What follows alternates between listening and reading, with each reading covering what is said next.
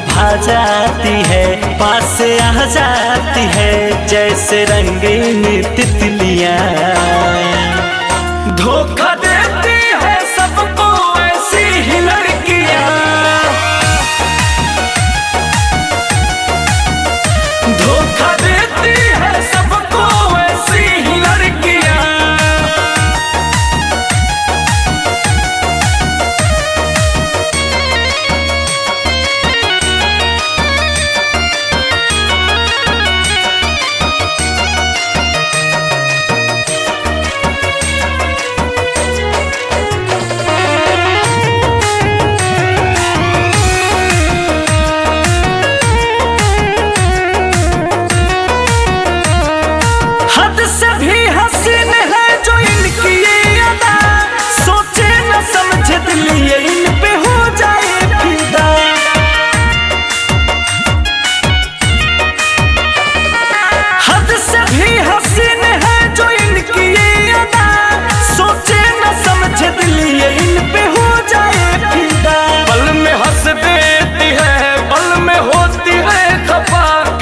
समझे कोई सच में है ये बेवफा, नखरे खूब करती है प्यार में चलती है, प्यार में चलती है बस इनकी ही मर्जियां।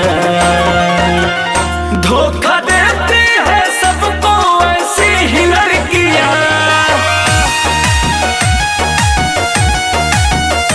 धोखा देती है सबको ऐसी ही लड़कियां।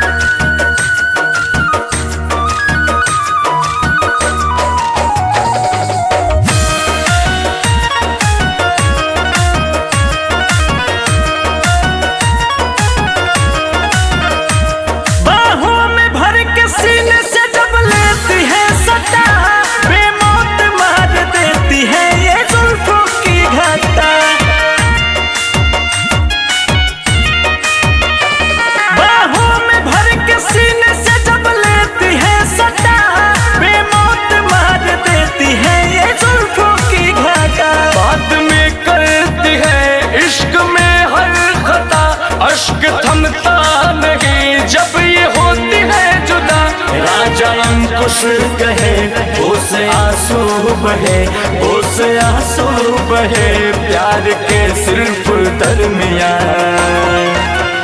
धोखा